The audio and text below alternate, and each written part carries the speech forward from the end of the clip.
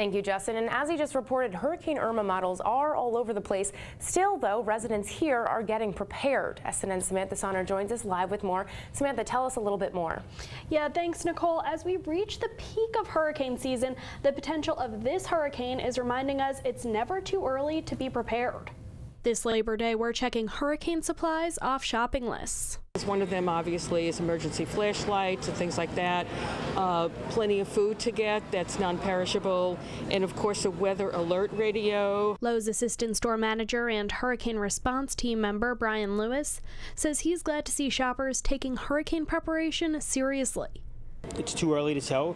It keeps changing every day, and you don't want to wait till the last second. And seeing the devastation from Hurricane Harvey is driving more people into the store. My brother and sister-in-law live in Orange, Texas, and they got totally flooded out and they lost everything, and they didn't prepare at all. So everything on their first floor, which was almost everything they possessed, is gone. Robert Saldana needed one more tarp for his hurricane kit and wanted to be prepared early. Last minute is what the majority of people are going to do, and that's when I want to avoid the stores, big box places, gas and all that. It's a place I want to avoid at that time. And the earlier you prepare, the more likely supplies will be here. In just 10 minutes, 5 generators left the shelves at Lowe's. As it gets closer and closer, it's going to create more panic, and then people are, we're going to run out of supplies. So it is always better to be more prepared and to get the supplies that you need. While it's too early to panic, it's not too early to think about protection.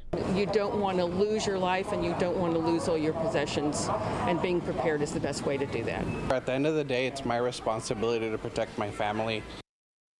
And I called back the store, and they are now sold out of generators. Lowe's is trying to get more generators to Florida, but it's unclear when those shipments are coming in. Wow, that's crazy. Already selling out. And Justin joins us now.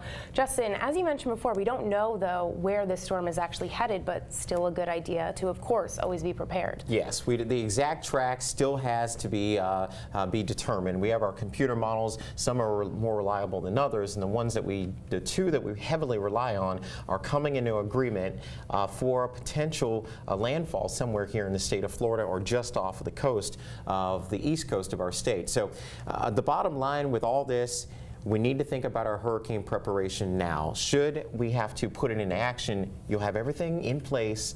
The stress level comes down. We'll be here every step of the way, and I'm going to be watching these computer model runs really throughout the evening over the next couple days as well. And as new information does come in, of course, we'll pass it along to you. But now is the time to think about your hurricane supply kit. Yeah, my hurricane kit is under my desk and ready to go. Yes. You know, these things that people are buying, the generators, the flashlights, these aren't things that are going to go bad. Exactly. You know, these are things that we're getting to that peak of hurricane season. You might need them later on if we don't need them this time. Yeah, the technical peak is September 10th, and that will be the time frame where we'll be looking at this. But we were talking in the newsroom about the reason people are kind of freaking out, so to speak, is Harvey. I mean, the Harvey did pictures are some just serious damage. I mean, everybody in Houston is still trying to deal with that as the water continues to recede. So and it's nobody a good wants thing. to see that here. We don't need complacency. So we need to think about preparation, that sort of thing. Don't panic.